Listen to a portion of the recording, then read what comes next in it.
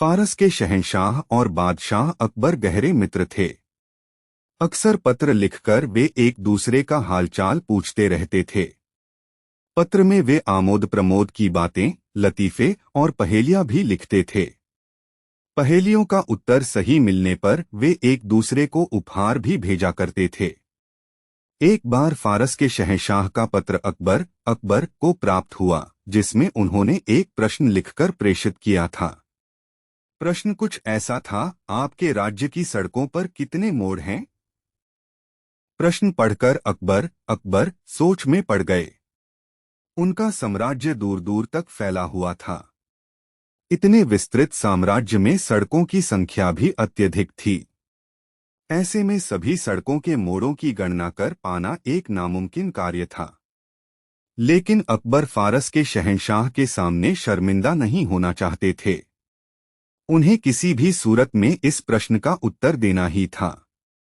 उन्होंने टोडरमल को बुलवाया और कहा, टोडरमल, तुम अभी तुरंत कुछ सैनिकों को लेकर निकल जाओ। तुम्हें हमारे पूरे साम्राज्य की सड़कों के मोड़ों की गणना करनी है। किसी भी सूरत में हमें ये काम पूरा करके दो। टोडरमल कुछ सैनिकों को लेकर तुरंत निकल गया, लेकिन कई दिन बीत जाने के बाद भी नहीं लौटा। इधर अकबर को चिंता सताने लगी कि ये कार्य टोडरमल कर पाएगा भी या नहीं। एक दिन बीरबल ने अकबर को चिंतित देखा तो पूछ बैठा, जहांपना, क्या बात है? आप बड़े चिंतित लग रहे हैं। मोहलत पाकर बीरबल अकबर द्वारा पूछी गई पहेली का जवाब खोजने निकल पड़ा। घूमते घूमते वह एक गांव में पहुंचा। रात होने लगी थी। वह भूख प्यास से व्याकुल हो रहा था, इसलिए एक मकान देखकर वह उसके भीतर चला गया। वहां उसने देखा कि आंगन में चूल्हे पर एक लड़की खाना बना रही है।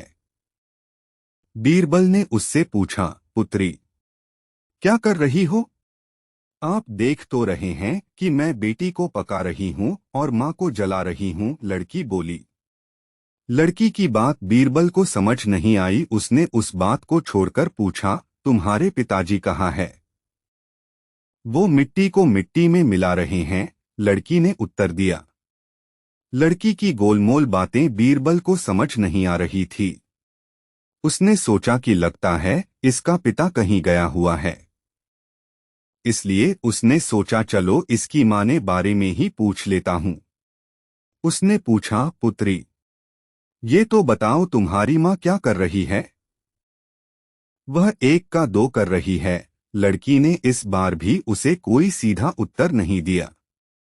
इतनी देर में बीरबल समझ गया कि ये लड़की उम्र में कम अवश्य है, लेकिन बुद्धि में किसी से कम नहीं। उसी समय लड़की के माता पिता भी वहां आ पहुंचे। उन्हें बीरबल ने अपना परिचय दिया।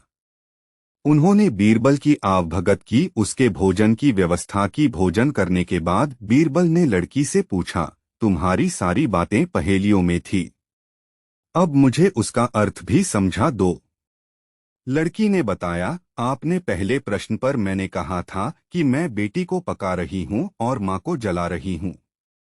ऐसा मैंने इसलिए कहा था क्योंकि मैं अरहर की दाल अरहर की लकड़ियों पर पका रही थी।